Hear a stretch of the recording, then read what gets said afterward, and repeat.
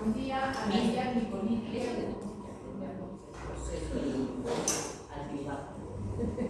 Los principales metabolitos que he mencionado, tiene que aprenderse con qué empieza, con qué termina, energéticos, enzimas reguladoras, básicamente eso. Son más sencillos. Pero hagamos un pequeño repaso de lo que habíamos visto entonces. Ya habíamos visto lo que era la vía glicolítica y antes habíamos visto la cadena transportadora de electrones, ¿cierto? No. Con respecto a la cadena, a ver, ¿cómo era el flujo desde el NAD? El flujo de electrones desde el NAD. El NAD reducido que llegaba a la cadena respiratoria. ¿En qué puerta descargaba? NAD. ¿Que daba más energía o menos energía el NAD? ¿A cuál iban a recordar más? ¿Al NAD o al FAT? Al NAD. Entonces el NAD, ¿qué es lo que utiliza? La 1, para que goce todos los puntos de bombas de electrones. Eso es ahí, ¿ya?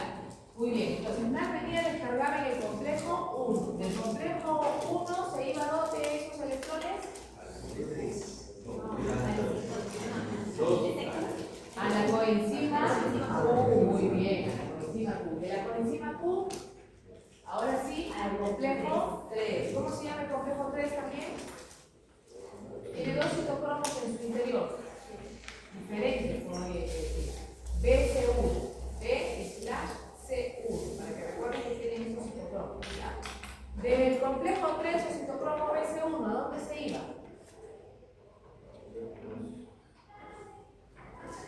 Vamos en el 3, ¿y a dónde se iba? Al citocromo C, que era el espacio intermembranoso, y de ahí se iba al complejo 4, y el 4 le entrega finalmente al oxígeno, que es el aceptor final en una cadena respiratoria, y se formaba agua, ¿no es cierto? Media molécula de oxígeno, si hacemos la simplificación, se formaba agua, decíamos, ¿no? ¿Cuáles eran los tres componentes que eran bombas de hidrogeniones?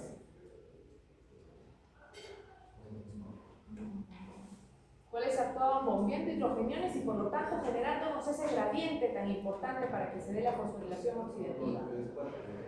El 1, el 3 y el 4. O sea que todos los complejos solamente teníamos que recordar que el 2 no participaba con esa actividad de bomba de hidrogeniones, ¿no es cierto? Entonces señalábamos que gracias a ese bombeo de hidrogeniones, ¿qué tipo de energía se generaba? Energía de protón motriz, ¿no? Porque por el movimiento de los protones, de los hidrogeniones, desde la matriz, desde el espacio intermembranoso, estamos generando un tipo de gradiente electroquímico, para ser más precisa, una energía protón motriz, o sea, el movimiento de protones, y estos luego iban a ser devueltos por las ATP sintasa, ¿no? Que tenían ahí casi por el medio de su estructura, entre la F1 y la F2, tenían un canal por donde regresaban los hidrogeniones, pero antes de pasar directamente del espacio a la matriz se entretenían, ¿no? Entre los componentes de la fracción F0 y después es que salían. Entonces, en lo que se entretenían, decíamos allí entre esas subunidades tipo C, que tenía como 12 subunidades de esas, ¿no? Iba a generar que ese tronquito girara, ¿no? Y el giro entonces de la parte del tallo de estas ATP sintasas generaban unos cambios conformacionales en la fracción globular, la fracción que está más bien hacia la matriz, donde estaban los sitios para unir ADP y fosfato inorgánico, y entonces se favorecía que estos se pudieran unir, se condensaran formando el ATP y luego se liberara ese ATP gracias entonces al trabajo de la mano con el funcionamiento de la cadena, ¿no? De la cadena transportadora. Entonces, todo eso fue lo que estuvimos viendo y esto nos lo explicaba la teoría quimiosmótica de Mitchell, decíamos, ¿no? De Mitchell. Muy bien.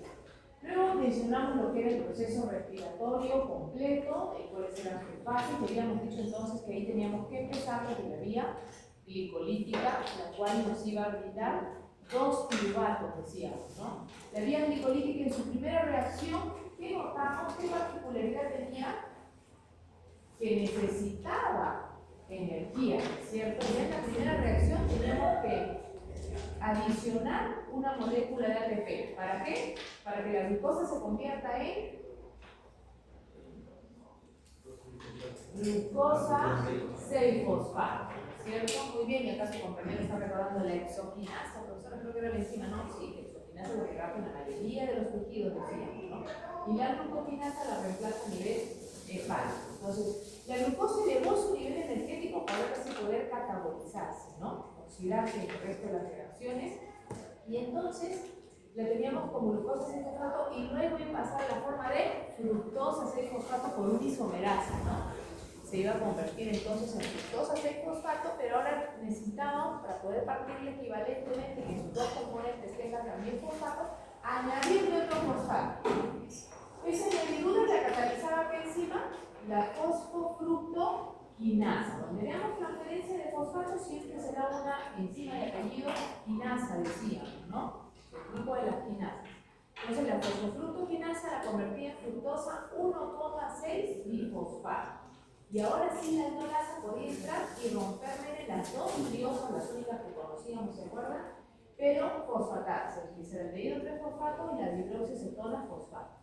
Esta dihidroxicetona fosfato podía convertirse en gliceraldehído por un isomera natriosa fosfato isomerasa, ¿no? Que tranquilamente entonces me generaba dos de estas aquí que acabo de un mol de glucosa, me estaba ayudando a que yo tuviera este nivel, dos gliceraldehídos, ¿no? Y luego, toda esa etapa, diríamos, esa primera parte fue la etapa de gasto energético, porque como ven, en la acción de la fosfofructoquinasa también necesitamos otro ATP que done ese fosfato adicional, así que hasta ahí habíamos gastado más bien dos, no había nada de producción. Y ahora sí, en la siguiente fase, vemos que el gliceraldehído 3-fosfato se va oxidando, pasando por el ácido 1,3-fosfoglicérico, 3-fosfoglicérico, 2, que se convierte por una mutasa allí, ¿no? Fosfoenol, piruvato después, y luego, esto por una enolasa, y luego el fosfoenol, piruvato por la piruvato quinasa, finalmente rendía piruvato, ¿no? Y entonces aquí habíamos visto que ese fosfato que perdió el fosfoenol se le donaba al ADP para formar ATP, y aquí arriba habíamos visto que el fosfato que también perdía el ácido 1,3-fosfoglicérico también lo había ganado una molécula de ATP para formar otro ATP. Como esto estaba duplicado, decíamos en realidad son 4 ATP, si restamos los dos de arriba teníamos una ganancia neta de 2. Otras reacciones importantes que deberíamos recordar no solamente son estas dos síntesis de ATP, sino también la síntesis de NAD, donde trabaja prácticamente la única deshidrogenasa aquí, la gliceraldehído deshidrogenasa. Esta es una enzima que utiliza NAD como cofactor, obteniendo aportando momentáneamente ese NAD de energía, pasando entonces a su estado reducido. Y como son dos de estas columnas que en realidad se van a formar aquí, entendemos que también serán dos NAD reducidos, que la vía glicolítica me va a reducir. Entonces estamos claros con que piruvato es una molécula de ¿cuántos carbonos?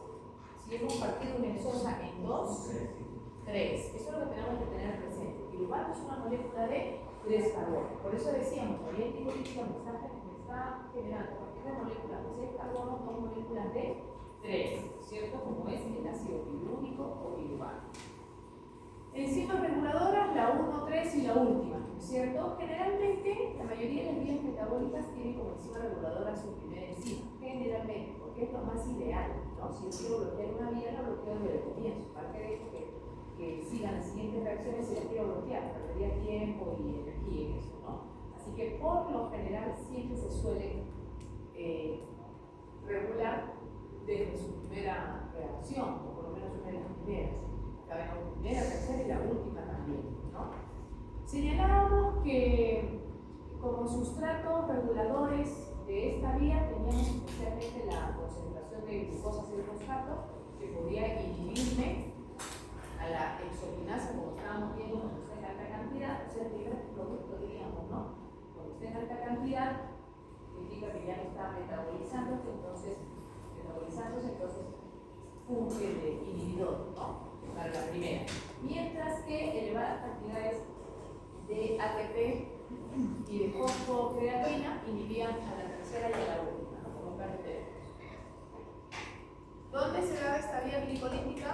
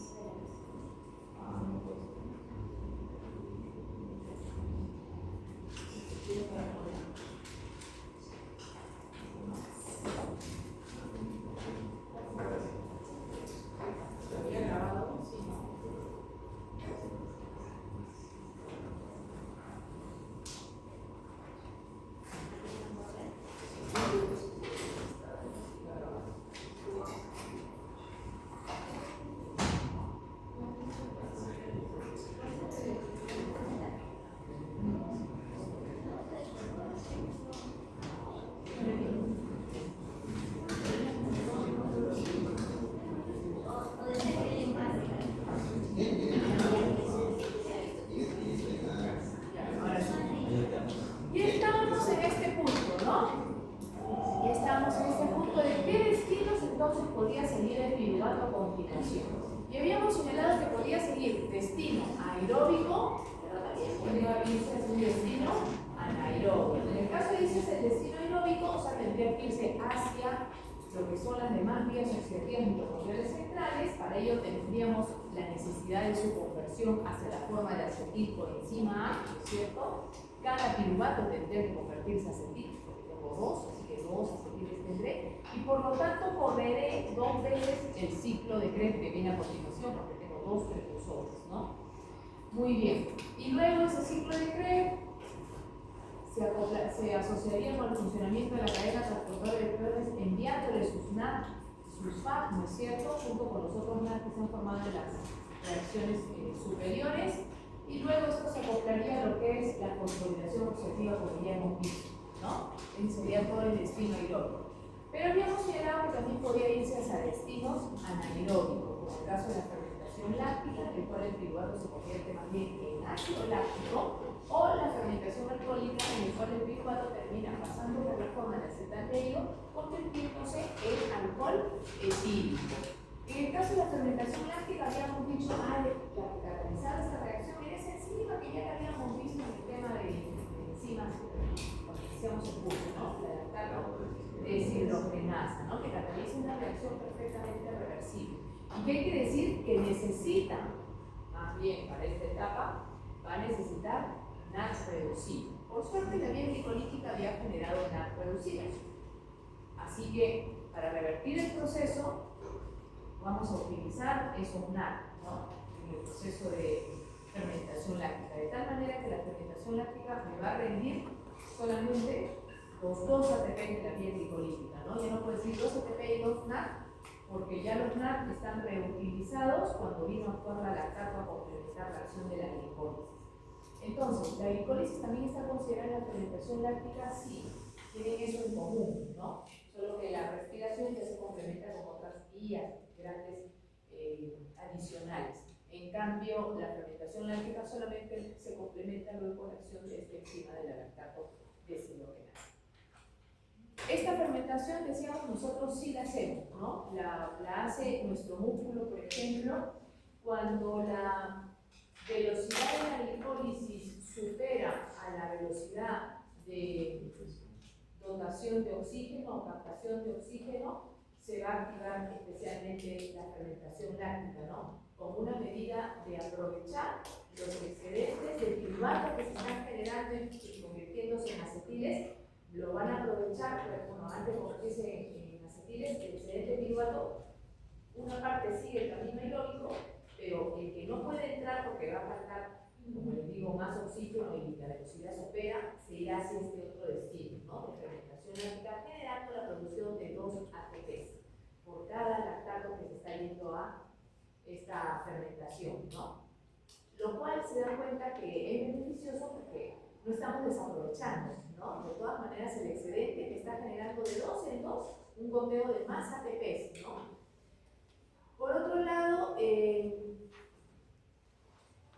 también esta vía de donde se sintetiza ácido láctico sucede exacerbadamente en condiciones, por ejemplo, donde hay shock agudo, ¿no? Como por ejemplo en procesos hemorrágicos, en hemorragias internas profusas, en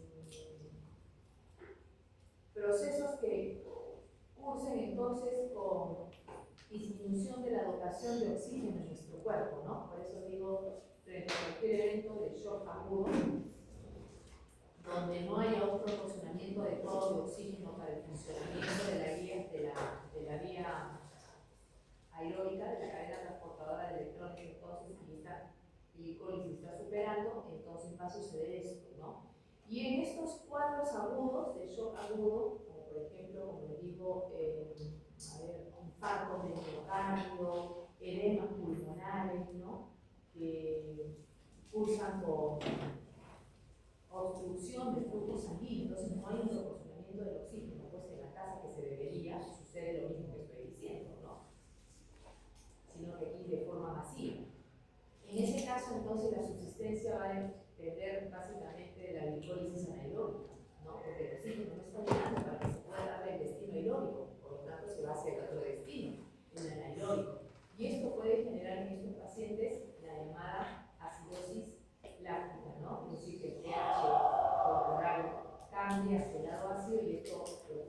de muerte por la acidez, ¿no? La descompensación del pH, ¿no? A estos pacientes.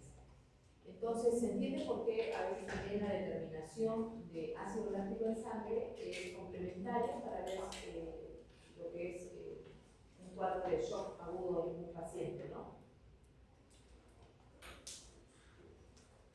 Ahí vemos o recordamos con esta diapositiva que el piruvato entonces debe ingresar a la mitocondria, ¿no? Porque el piruvato es producto de la vía glicolítica y hemos dicho que la vía glicolítica se da a nivel citosólico. Entonces, si yo quiero llevarla hacia el destino aeróbico, es decir, hacia la vía mitocondrial, primero va a tener que entrar, ¿no es cierto? Y para eso recordamos que entonces habíamos mencionado que hay un transblocador que lo que ingresa piruvato, y abajo lo vemos, ingresa protones también y ya me lo permite ingresar a un sistema de transblocador específico, ¿no?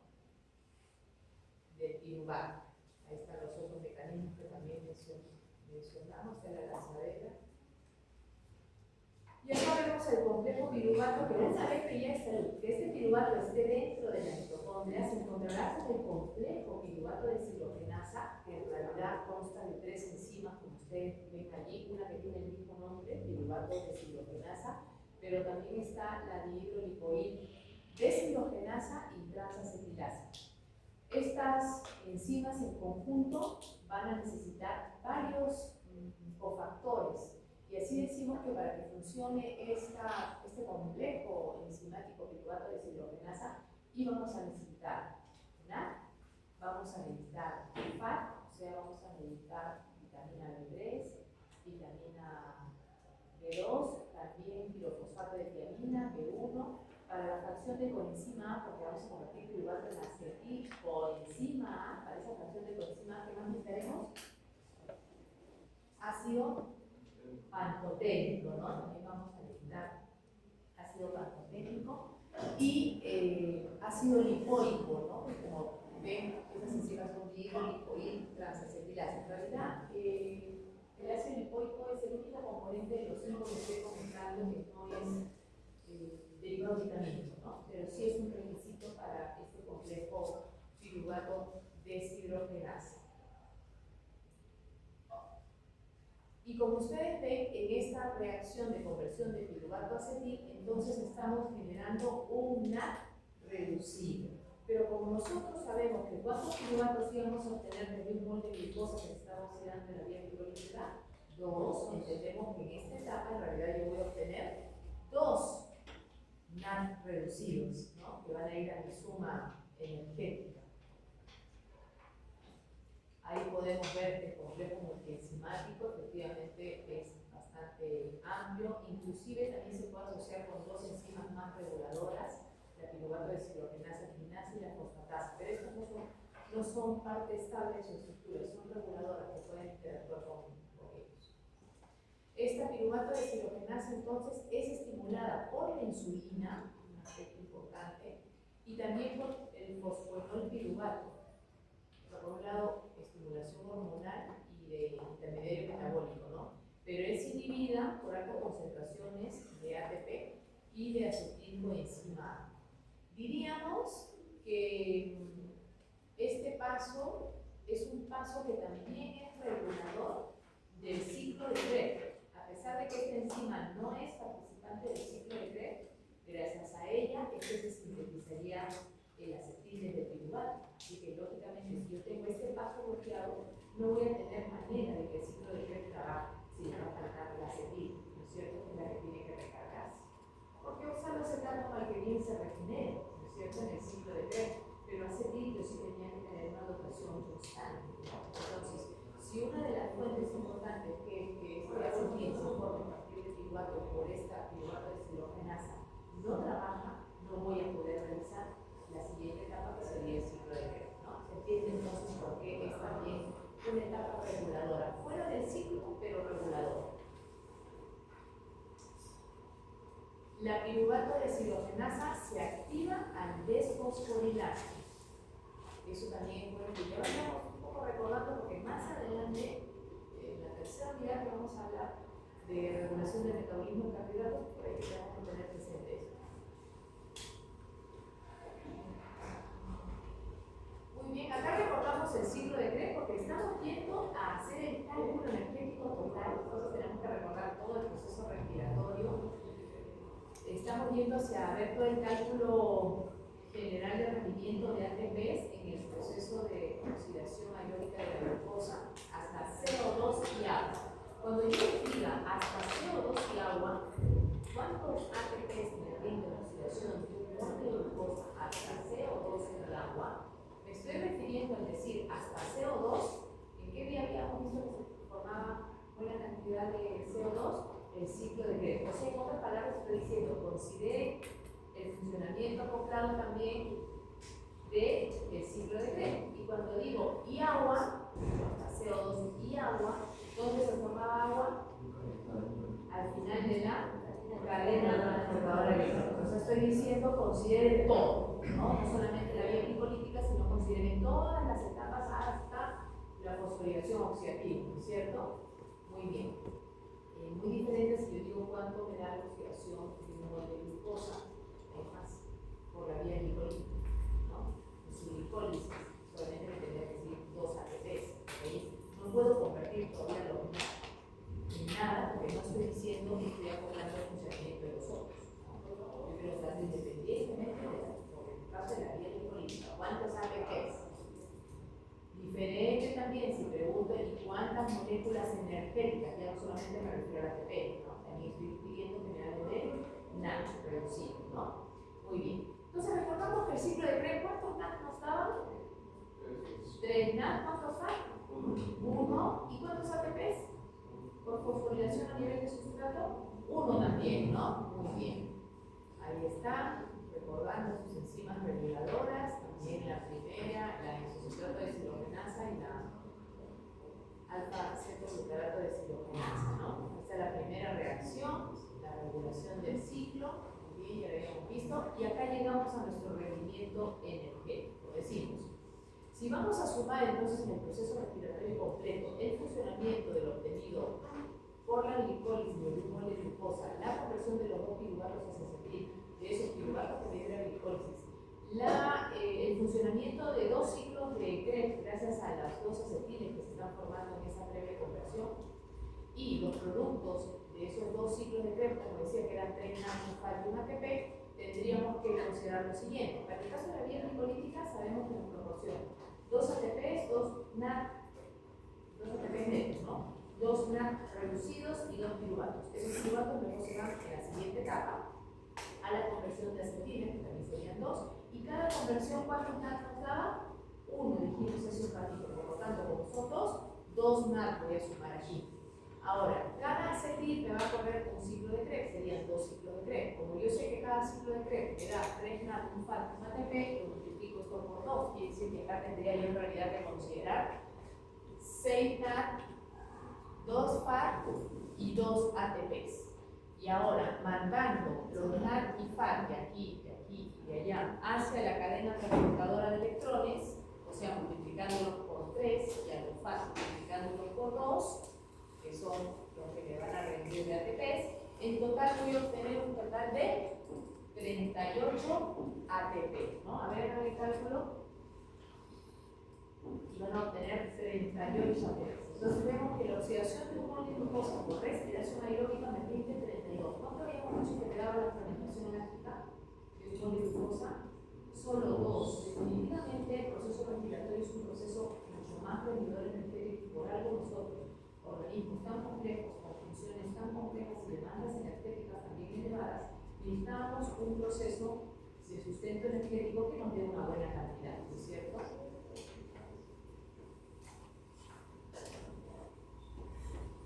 Bien, pero también nosotros sabemos que la glucosa no es el único monosacárido que obtenemos de la dieta, ¿no es cierto? No sé, en grosso modo de la dieta, porque también hemos hablado que de las reservas también puede salir con la glucosa, ¿no? Pero si hablamos, a ver, de la dieta, sabemos que no solamente ingresa glucosa en la forma de almidón, glucógeno, que luego por la digestión liberan puras glucosas, ¿no? También liberan disacáridos en buena cantidad, como nosotros ya hemos visto, sacarosa, lactosa, ¿no? Entre los mayoritarios. Así que como nosotros sabemos que han actuado las disacaridas en el proceso digestivo sobre esos disacáridos, y se han liberado galactosas y también fructosas fuera de glucosas, entonces cabe la pregunta, ¿no? ¿Y estos monosacáridos no me proporcionan energía?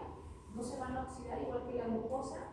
Sí, sí se van a oxidar. Como ustedes pueden ver aquí, estos monosacáridos van a poder ingresar a diferentes etapas del proceso oxidativo que hemos visto en la respiración de la glucosa, haciendo previas conversiones. Por ejemplo, en el caso de la galactosa que se obtuvo cuando actuó la lactasa, ¿no? Esta galactosa se puede convertir en galactosa 1-fosfato por la galactoquinasa y luego esa galactosa 1-fosfato, gracias a una uriditranferasa, se va a poder convertir en glucosa 1-fosfato. Ya teniéndola como glucosa 1-fosfato, utilizo la mutasa, lo puedo convertir en glucosa 6-fosfato y es un intermediario de la glicólisis, ¿no es cierto? Ya sigue las siguientes reacciones. En el caso de la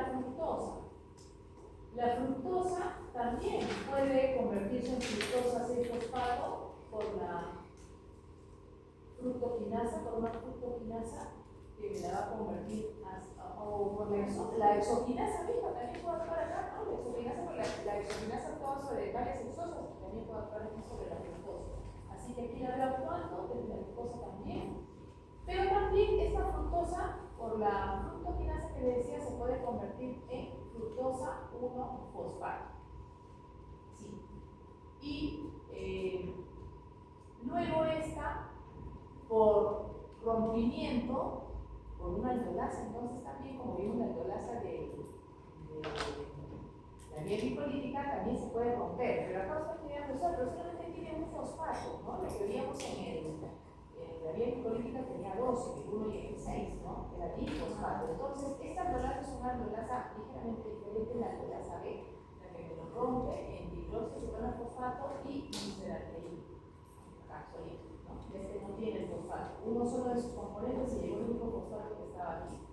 Posteriormente, este por una quinasa puede convertirse en gliceraldehído 3-fosfato y ya es un intermediario de la vía glicolítica también, ¿no? Igual que el de acá, que también es directo intermediario de la vía glicolítica. Y por ese lado entra a la glicólisis, ¿no?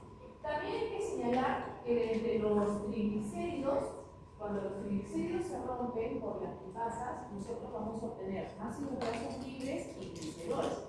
No nos olvidemos que el glicerol es un derivado de monosacárido, ¿no? Es un azúcar alcohol, ¿no? El glicerol. Así que ese glicerol también, como que es derivado azucarado, también puede participar y oxidarse por la vía glicolítica. Previa conversión, como ustedes ven, a glicerol 3-fosfato, esto por la glicerol quinasa, y luego por el glicerol 3-fosfato deshidrogenasa se puede convertir a dihidroxicetona-fosfato y también entró a la vía glicolítica, ¿no? Previas conversiones logró entrar. Entonces se dan cuenta que hay varios intermediarios metabólicos que pueden ingresar a esta vía y también proporcionarnos energía, ¿no? Bien, estamos recordando entonces. Ahí vemos el caso de la fermentación láctica. La acumulación de altas concentraciones de ácido láctico a nivel muscular puede darnos sensación de ardor, de cansancio muscular, pero breve, ¿no? Dura un poco nada más. Eso sí puede deberse indirectamente por esta acumulación de ácido láctico que se puede dar a nivel muscular. Pero el dolor muscular que puede presentarse después de un día, 2 días de haber ejercitado progresivamente el músculo, eso no se debe al ácido láctico, porque el ácido láctico se va a metabolizar, ese que se produjo en exceso en el momento del ejercicio, se metaboliza a la media hora, ¿no? Entonces no implica el dolor de los días posteriores. El dolor de los días posteriores ya es porque han habido microroturas, ¿no? De fibras, hay inflamación y eso es lo que acompaña al dolor posterior. Claro, eso también, claro, ¿no? Hablamos de calambre cuando estamos hablando de una contracción mantenida y dolorosa, ¿no? Voluntaria en realidad, ¿no? Y también el otro dolor puede ser más profundo y durar más días.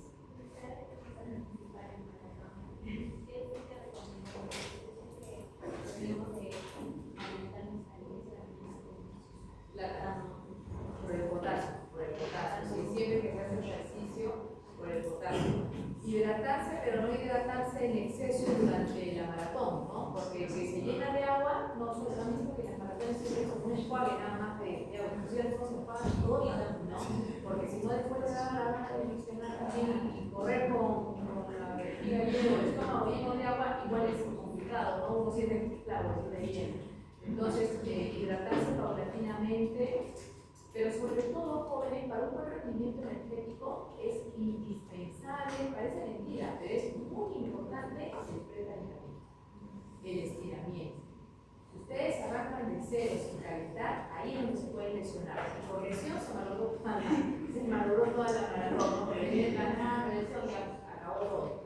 Por eso les digo que el calentamiento es muy importante. Uno dice, no, yo de frente nomás. No. El calentamiento es lo que más nos va a favorecer para tener un buen desempeño en cualquier tipo de ejercicio que hagan. Siempre es por lo menos, ¿ya? Ahí estamos viendo el ciclo de Cori, que lo vamos a ver más adelante también, que es un ciclo que nos comunica músculo con hígado, porque el hígado es el órgano principal de la gluconeogénesis que estamos hablando la vez pasada.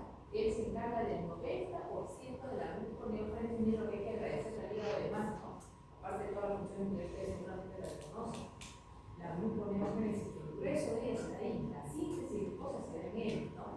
Pero para ello entonces, el músculo le tiene ese ácido láctico que ha formado por fermentación láctica, el hígado recibe ese ácido láctico, por gluconeogénesis se convierte el ácido láctico nuevamente en glucosa y le devuelve glucosa al músculo, o sea, le mantiene el circuito de dotación de glucosa, ¿no? Lo cual es beneficioso. Ahí estamos viendo nuevamente la fermentación láctica, que diríamos es un proceso cerrado, ¿no? Con respecto a la utilización de los NAC, pero ya dije, los NAC se generaron reducidos en la bioquímica, ahora se van a utilizar por la lactato deshidrogenasa, ¿no? ¿Dónde vemos que se utiliza también esta fermentación láctica en la industria alimentaria? En la elaboración, por ejemplo, de los yogures, ¿no?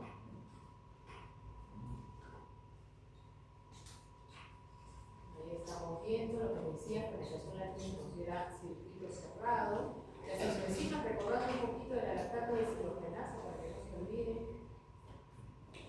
Y aquí la fermentación alcohólica. No se olviden entonces que en la primera reacción de la fermentación alcohólica necesitamos la acción de la piruvato descarboxilasa, porque vamos a convertir este piruvato de 3 carbonos en acetaldehído, en realidad es de 2.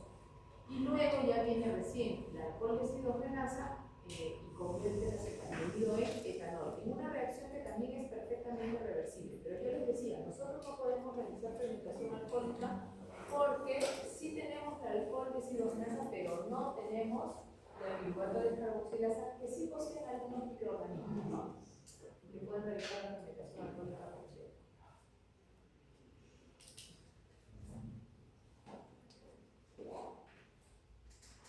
Entonces, la acción que ustedes están viendo que sucede por la piruvato descarboxilasa que convierte el piruvato en acetaldehído es distinta a la catalizada por el complejo enzimático que mencionamos que nos convierte el piruvato en acetilcoenzima A, o sea, por el piruvato deshidrogenasa. Ahí también hay descarboxilación porque igual, ¿no? Se está convirtiendo, se está formando acetilcoenzima, es una molécula de 2, a partir también del piruvato que es de 3.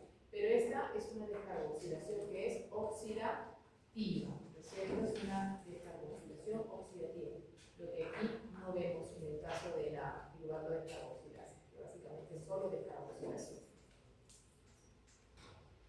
Bien, y pasamos a la vía de las pentosas fosfato. A ver, el nombre, ¿qué me dice? Pentosas. Pues, ¿cuántos carbonos estoy hablando acá? 5, ¿no? Y fosfato también, o sea que estos precursores van a estar con fosfato en su estructura. No es lo que estoy viendo recurrente también en la vía glicolítica, ¿no? La presencia del fosfato y de los intermediarios metabólicos. Esta vía de las pentosas fosfato, en el cuadro general que les mostré de todas las vías metabólicas que íbamos a estudiar, estaba por acá el metabolismo inicial de la glucosa, ¿se acuerdan? Una flechita de ida y una flechita de vuelta en la gluconeogénesis, y también había un circulito, ¿no? Una vía en círculo, si recuerdan esa imagen general.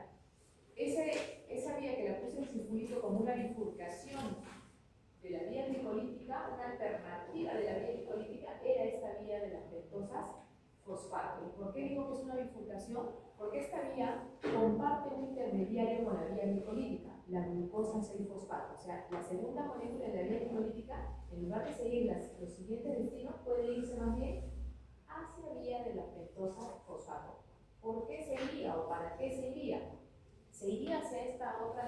ayuda para la formación, como dice su nombre, de algunas pentosas fosfatadas, como por ejemplo la ribosa 5-fosfato, que nos va a servir para formar estos ácidos nucleicos. Sabemos que necesitamos este azúcar, ¿no?, como precursor de la síntesis de los ácidos nucleicos, de las purinas, de las pirimidinas. Entonces necesitamos para eso otro destino. Y también es una vía que nos va a generar eritrosa 4-fosfato, que también es un monosacárido, ¿no?, pero que es precursor para la síntesis de aminoácidos aromáticos. Los aminoácidos aromáticos dentro de los aminoácidos eran uno de los importantes, ¿no?, porque habíamos dicho que no hay proteína que no tenga los aromáticos en su estructura, así que de hecho necesitamos a esos aromáticos siempre, ¿no? Así que esta vía también me genera un precursor para esos aromáticos. Miren qué destinos diferentes, ¿no? Y también me genera la llamada molécula que se conoce como fuerza reductora, que es el NAD-fosfato reducido. ¿Es lo mismo que el NAD reducido que hemos visto en la vía glicolítica? No. Este NAD con fosfato, acá, ¿sí? Esta es otra molécula, miren, tiene el fosfato aquí y cumple un rol totalmente diferente al otro NAD que hemos visto como cofactor de transferencia de energía, ¿no? Así lo vimos al NAD, al FAD. Este de aquí no cumple ese rol.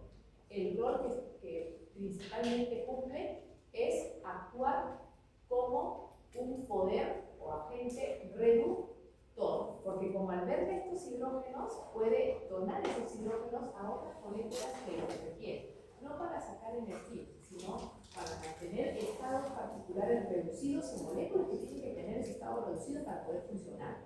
Como por ejemplo, ¿quién? El glutatio.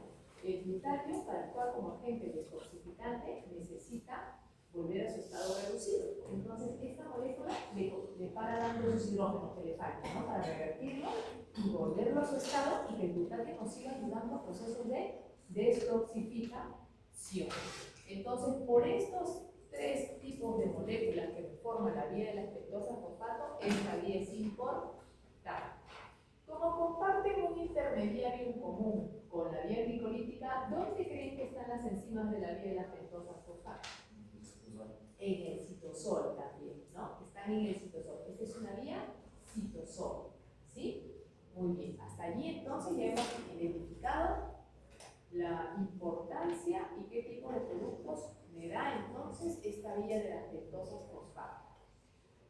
¿Y dónde voy a necesitar este poder reductor? Porque miren, hemos dicho, esta molécula, por un lado, es importante para mantener reducido el glutatio, pero también tiene otra importancia. Es importante porque es necesario para la biosíntesis de ácidos grasos y de colesterol. Entonces, para la síntesis lipídica, es indispensable también, ¿no?, el funcionamiento de esta vía. Entonces, ¿dónde será bien activa la vía de las pentosas fosfato? En aquellos tejidos que están especializados, por ejemplo, en sintetizar grasas, ¿no?, o con función detoxificadora también. Ahí tenemos entonces que este requerimiento de NAD que se forma en esta vía metabólica es importante para, te decía, síntesis de ácidos grasos, síntesis de colesterol, también para biosíntesis de algunos neurotransmisores, como por ejemplo serotonina y dopamina, requieren de este NAD también. Para la biosíntesis de nucleótidos, bien.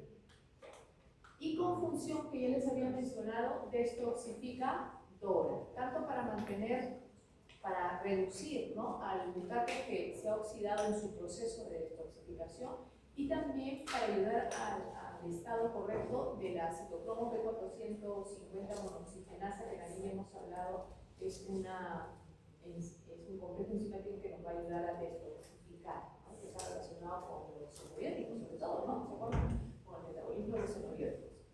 Entonces, ¿en qué tejido será muy activa, decíamos, esta vía de las pentosas fosfato? La glándula adrenal. ¿Por qué? Porque ahí se da la síntesis es especialista, ¿no?, en lo que es síntesis de hormonas esteroideas. En el hígado, que es un lugar importante de síntesis de ácidos grasos y de colesterol, y eso va a necesitar también, por supuesto, ese poder reductor, ese NAD fosfato reducido.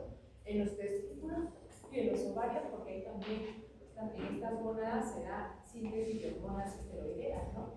En el tejido adiposo por lo de la síntesis lipídica también, en la glándula mamaria también por la síntesis de ácidos grasos, y también será importante, especialmente, aparte de los demás tejidos que he mencionado, en los eritrocitos. ¿Por qué los eritrocitos? Para poder mantener... Para sobrevivir, exactamente, para que sobrevivan lo que son los procesos de detoxificación que necesitan, ¿no? El eritrocito. Muy bien. Quiere decir que si esta enzima se ve bloqueada, el eritrocito no va a subsistir, va a acumular radicales libres, porque en realidad se necesitaba para detoxificar dentro de, recordemos que el eritrocito no tiene organelas, o sea, no tiene esas organelas detoxificantes, ¿no? Y es una célula que está en degeneración, por eso que necesita mucho de este, porque es un único medio detoxificador, ¿no? El poder mantener reducido el contagio, ¿no? Entonces, si por A o B esta vía de fosfato se ve bloqueada en los eritrocitos por ausencia de alguna enzima reguladora, entonces este eritrocito por acumulación de radicales libres va a embolizarse, ¿no? Va a romperse.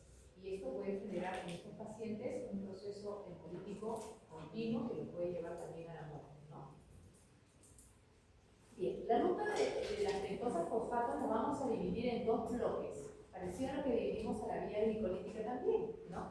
La primera parte es la vía oxidativa, esta parte que se va a parecer, diríamos, por lo que tiene el intermediario común con la glicólisis, a esa parte oxidativa, porque era la glicólisis, ¿no? También la oxidativa. Esta es la parte oxidativa. Y la parte de abajo es la parte no oxidativa.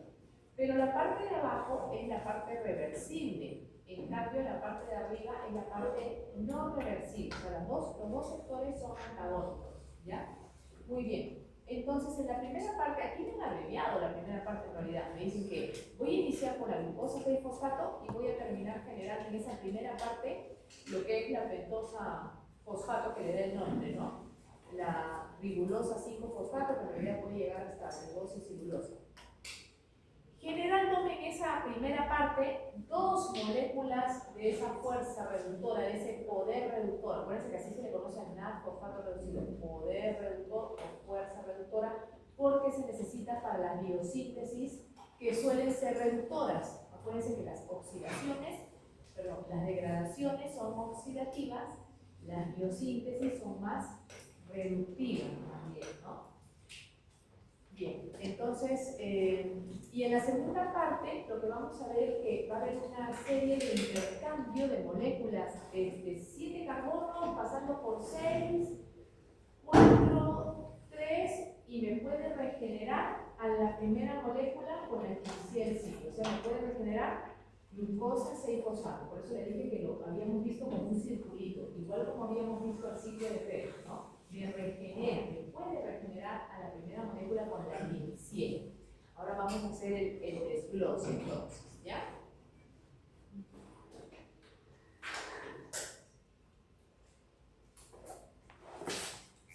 Los eritrocitos entonces lo necesitan a este poder reductor para mantener también su grupo hemo de la hemoglobina en estado de fierro 2+, porque si no se va al estado de metahemoglobina y la forma de metahemoglobina tampoco fija bien el oxígeno, por otro lado, ¿no? Fuera que se vuelve más lábil, como digo, por la acumulación de radicales libres, por el lado de la hemoglobina también lo necesita. Ahí está, la primera parte, esta es la parte oxidativa, como decíamos, ¿no? Partimos entonces que la glucosa 6-fosfato, que era el intermediario común, se va a oxidar entonces por acción de la glucosa 6-fosfato deshidrogenasa y se va a convertir en 6-fosfogluconolactona. Este 6-fosfogluconolactona, posteriormente por una lactonasa, se va a convertir en ácido glucurónico, o como acá lo tiene, fosfogluconato. Fosfogluconato, y por eso se le llama esta vía la vía del fosfogluconato, ¿ya? Vía del fosfogluconato. Así también la pueden encontrar en los textos, porque este es uno de sus productos importantes. Entonces, esta lactonasa, o como acá se les ha puesto gluconolactonasa, en realidad es una hidrolasa, como ustedes ven, introduce los elementos del agua a la molécula para que se convierta la 6-fosfogluconatona en 6-fosfogluconato. Ahora el 6-fosfogluconato, por acción nuevamente de otra deshidrogenasa, o sea que esta vía la vamos a recordar por deshidrogenasas, ¿no? En eso sí como que no se parece mucho a la vía glicolítica, porque la vía glicolítica tenía una sola, ¿no? La gliceraldehído 3-fosfato-deshidrogenasa, pero esta va a tener dos, ¿ya? Que son importantes. Y gracias a esta deshidrogenasa, como ustedes ven, entra la fosfato oxidado y sale reducido, que es la forma que nos interesa que se forme esta molécula con su capacidad reductiva, donde tiene que tener los hidrógenos. Igual que donde trabajó la primera, que también se formó el otro NAT, o sea, me da dos NAT fosfato, dos fuerzas reductoras por vez que funciona esta vía, ¿no? Pero en esta última reacción también veo que tiene que haber una descarboxilación, porque lo que estamos formando en el 6-fosfogluconato es la ribulosa 5-fosfato, que como ustedes saben es una pentosa de tipo cetosa, así que tiene que haber una pérdida de carbono y ese carbono sale aquí también en la forma de CO2. Entonces ya vi que efectivamente una exosa, gracias a esta primera fase de la vía de las pentosas, termina convirtiéndose en una pentosa, ¿no? En una cetopentosa, para ser más precisa, ¿no? La ribulosa 5-fosfato. Ahí la tenemos nuevamente a esta primera fase. Les he puesto otra imagen para que vean que podemos verla con otros nombres a las enzimas también, ¿no? Aquí a la segunda, gluconolactona hidrolasa. En cambio acá la teníamos como gluconolactonasa, ¿no? Es la misma enzima, sino que tiene denominaciones diferentes. Acá se destaca un tipo de actividad, que en realidad dijimos que era hidrolasa, ¿no? Porque necesitamos que produzca una molécula de agua. Y la otra sí es la 6-fosfogluconato deshidrogenasa. Enzima reguladora de esta vía, la primera, glucosa 6-fosfato deshidrogenasa. Como ya les dije, generalmente son las primeras, ¿no? Y creo que ustedes van a hacer un tallercito que ya lo hicieron, ¿no? ¿Ya lo hicieron? ¿Lo van a hacer? ¿De cuánto se hizo?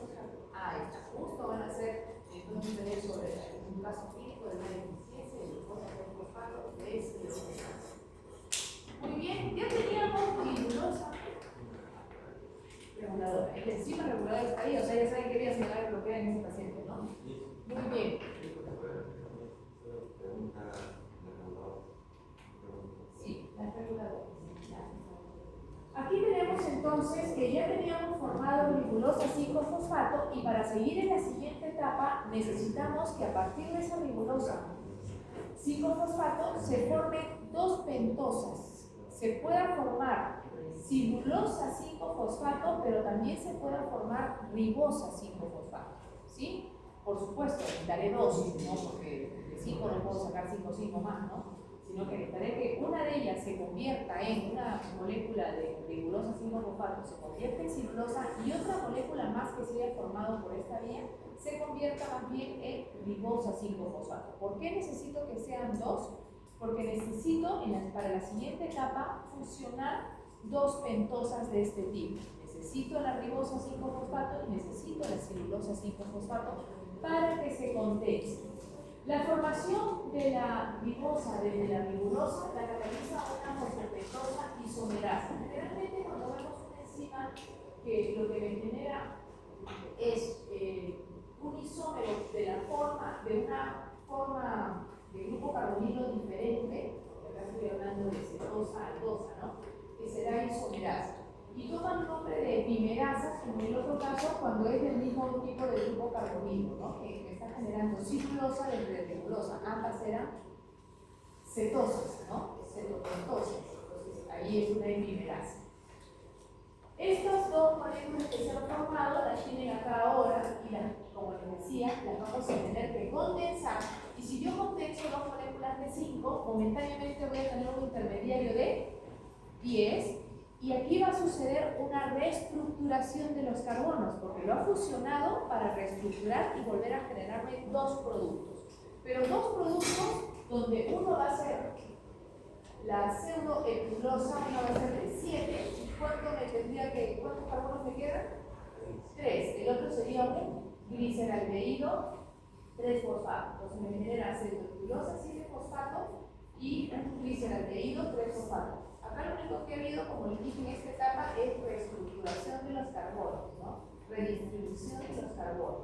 Esto me lo genera la acción de la transcetolasa. Luego trabaja una transaldolasa que me vuelve a fusionar a estas moléculas y me vuelve a hacer una reestructuración, porque no le gustó mucho la pseudoepulosa, no es muy manejable este compuesto. Más trabajamos con otros más conocidos, ¿no? Que metabólicamente nuestro cuerpo no reconoce más. Entonces se vuelve a reestructurar esto y ahora se forma ya no uno de 7, sino uno de 6, como es la fructosa 6-fosfato. Este sí se conviene porque ya sabemos que este se puede ir hacia vía glicolítica, inclusive, ¿no? Añadiéndole otro fosfato posteriormente. O sea, es un intermediario que me va a servir para otro destino. Pero si ya tengo acá entonces uno de 6, el producto que me tiene que quedar acá, ¿de cuánto tiene que ser? De 4, que vendría a ser la eritrosa 4-fosfatos. Este eritrosa 4-fosfato se puede ir hacia la conformación. ¿De qué les dije que era precursor de la eritrosa 4-fosfato?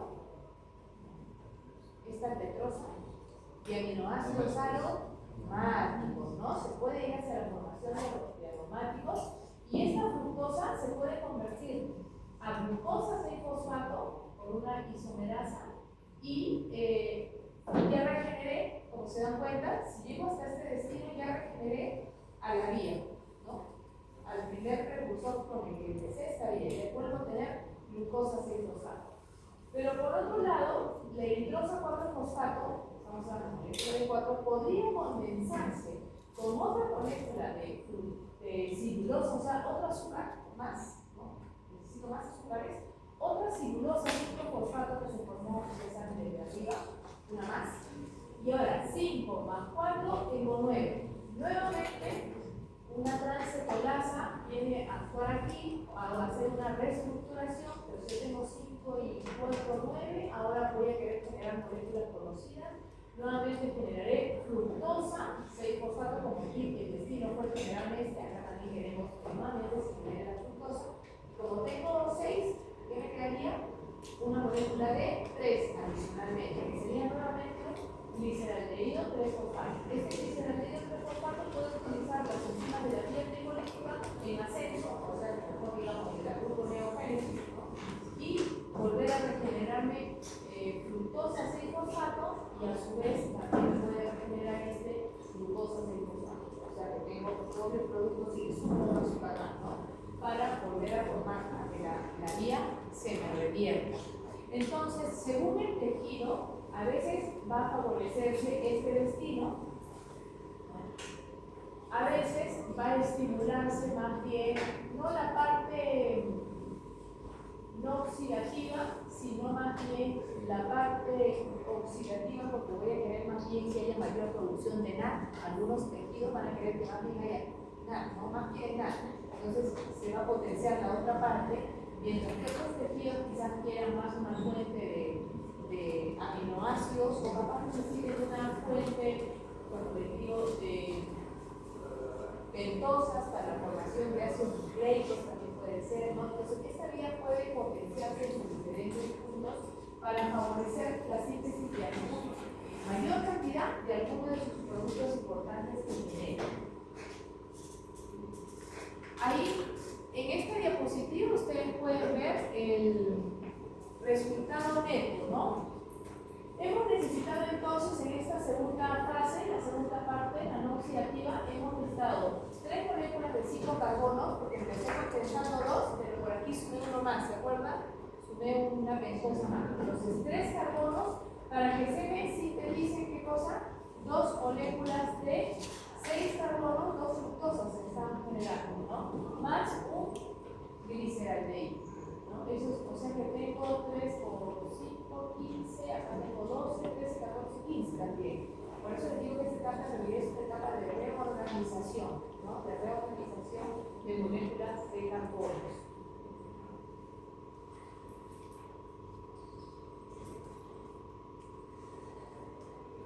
Esta vía les dije, ¿dónde se regula?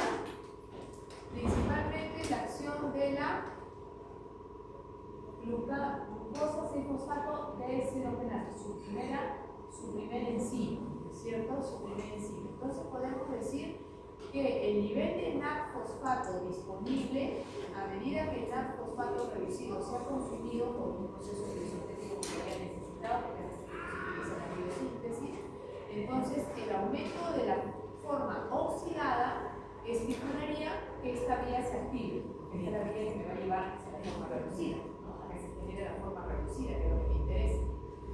NAD-fosfato reducido, más bien, ya sería un inhibidor, ¿no? O sea, NAD sin fosfato sin reducir sería estimulador, mientras que el reducido sería más bien inhibidor, ¿no? Potente para esa glucosa sin fosfato deshidrogenasa, ya que compite con el NAD oxidado por el mismo sitio de unión al enzima, o sea, por el sitio activo, ¿no? Esto sería la regulación de la fase oxidativa. En cambio, la regulación de la fase no oxidativa dependerá de la dotación de los precursores de 5-carbonos. Dijimos que la fuerza reductora no solamente es necesaria para la biosíntesis de reductoras lipídicas, ¿no? De ácidos grasos, de colesterol, de algunos neurotransmisores, sino que también es importante para procesos de detoxificación, ¿no? Y acá ustedes pueden ver por qué este NAD reducido es importante para los eritrocitos, ¿no? Sabemos que en los eritrocitos vamos a necesitar agentes detoxificantes, decíamos, porque ellos contienen organelas y por lo tanto van a necesitar ayuda para poder hacer la detoxificación de radicales libres, especialmente, como por ejemplo el radical superóxido, ¿no? El O2 negativo. Entonces, ese O2 negativo se puede convertir en peróxido de hidrógeno, y este peróxido de hidrógeno puede romperse, ¿no? En 2 moléculas de agua, como ya nosotros sabemos, si es que pudiera actuar la catalasa, ¿no? Pero lamentablemente el eritrocito no tiene los peroxisomas, entonces no tiene la catalasa. Por lo tanto, otra enzima que ayuda al metabolismo del peróxido de hidrógeno, ¿quién era? ¿Se acuerdan? La peroxidasa, ¿no? Que no era propia del interior de los peroxisomas y que acá se la tenemos. Entonces, por acción de la glutatión peroxidasa, como ustedes ven, ese es una peroxidasa, ¿no? El peróxido se convertirá en agua, ¿no?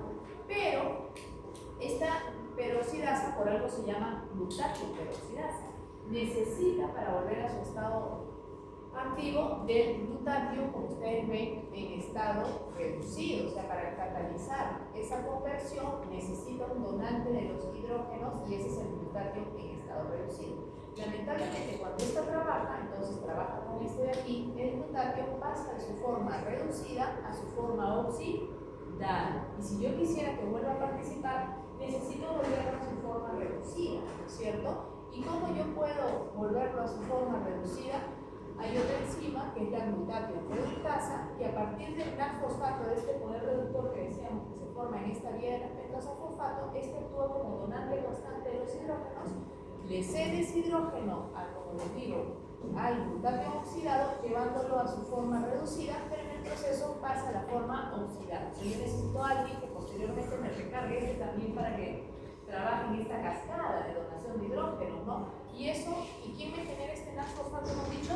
Nuestra vía de la pentosa-fosfato, que estamos poniendo en su primera reacción. Ustedes saben que es la primera y la tercera reacción la que en realidad me genera NAD reducidos para que, repito, la glutatión reductasa pueda reducir al glutatión y la glutatión peroxidasa pueda utilizar ese glutato. Por eso decíamos que la glutatión peroxidasa, a diferencia de la catalasa, esta es una enzima bisustrato, porque necesita estos dos.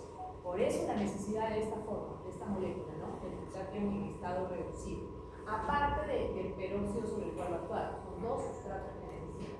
A diferencia de la acción de la catalasa, ¿no? Que actúa directamente sobre el peróxido. Pero repito, en el caso de los eritrocitos no tienen esa organela, ¿no? Y por otro lado, esto hace referencia al rol detoxificador, ¿no? Para los eritrocitos, pero también hemos mencionado que para mantener al hierro del de la hemoglobina que transporta el eritrocito, también necesitamos del poder reductor, ¿no? Así que dos funciones importantes para el eritrocito, uno detoxificador y otro que su hemoglobina esté en el estado adecuado para poder fijar. ¿Por qué? En el gráfico aparecen dos resultados. ¿Dónde? Están dos. Meter peroxidasa. Ah, ya. Este es por la cantidad de los hidrógenos que está viendo que Leonardo va a donar, ¿no? Acá están representando dos. Pues igual son dos que van a dos donaciones, ¿no? Normalmente en el redondeo del cálculo serían dos. Aquí estamos viendo igual la glutato reductasa que trabaja, vamos a decir, de la mano con la glutatión peroxidasa, por lo que acabamos de ver su relación, ¿no? Muy bien. ¿Hasta allí alguna pregunta? ¿No? Interesante esta vía también, ¿no? Porque hemos identificado cuáles son los aspectos más importantes. A ver, ¿qué ideas les han quedado grabadas?